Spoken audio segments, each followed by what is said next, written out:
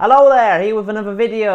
One I'm a bit delayed in doing. I meant to do this a few weeks ago. But basically, we've just passed the 1 year anniversary of this album, Hackney Diamonds, by the Rolling Stones. And I thought, since it's been a year now, I would come back, say what I think of the album a year on. I don't do this very often, unless I like the album. And yeah, obviously I like this album.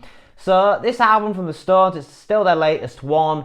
And it's still an incredible album, I have to say. Even a year on, a lot of older artists, when the new albums come out, I'm quite bad for this with Paul McCartney albums, especially with the last few of albums like Egypt Station and McCartney 3, where when they come out, I will absolutely love the albums, I'll hammer them, and then I'll sort of forget about them and just go back to their older stuff. This one's different because I genuinely still believe this is as good as any of the best Stones albums from back in the day. I think it's as good as Beggars Banquet, Exile on Main Street, Sticky Fingers, Goat's Head Soup, Some Girls, Let It Bleed, all those albums. I think it's as good as that. If I had to rank Rolling Stones albums, this would sit very comfortably in the top 10.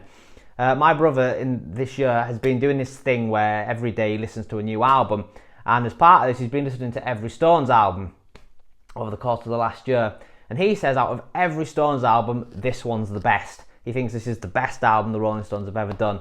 I don't think that personally, but he does. Hello, James. So, yeah, in terms of this album, it's very good. The Rolling Stones are still on the top of their game here. And I think a lot of this comes down to Mick Jagger. Mick on this album is incredible. You know, when we look at the tracks, you know, it's pretty good, stuck going. I mean, I think Angry's a great song. Get Close is great. Depending on You is great. Bite My Head Off's great. Whole Wide World. Dreamy Skies, I don't really care much for that one. Mess It Up, I think, is the highlight of the album. I think it's a fantastic song. Live by the Sword is great. Drive Me Too Hard's alright. Tell Me Straight's great. Sweet Sounds of Heaven's great.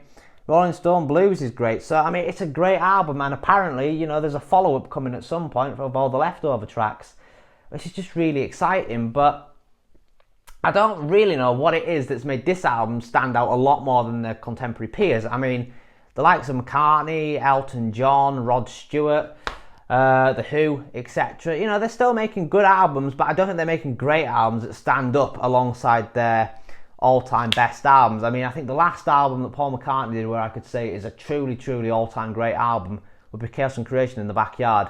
Everything after that has been very good, but not like legendary status. This is legendary status. This is genuinely a brilliant album. And if you're watching this a year on and you still haven't listened to the album, then bloody hell, get it listened to.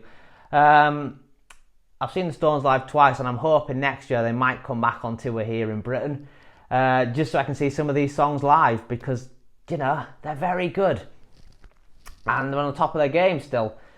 And you wouldn't think, listening to this album, that they're 80 odd. You know, I've played this album to quite a lot of people. Everyone who's heard it has said the same thing. You'd think this was a band in their 30s. They don't sound like a bunch of 80-year-old men. And yeah, the fact that I'm still listening to this album and listening to it a lot a year later just goes to show its quality. And Andrew Watt, the guy who's produced this album, has done a brilliant job. Honestly, Paul McCartney's apparently making an album with him, and if it's as good as what this is, then it'll be a winner. It'll be up there with Paul McCartney's best albums.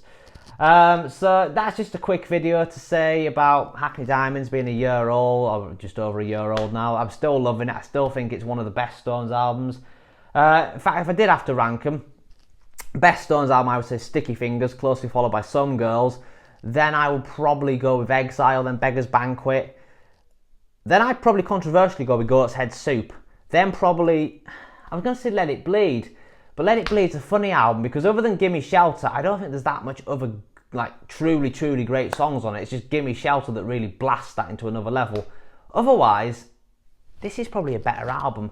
But so for 7th place, I put this. Depends on the mood I'm in. Today I'll put this 6th and I'll put Let It Bleed 7th. That will be a controversial opinion. Then probably Tattoo You would be 8th.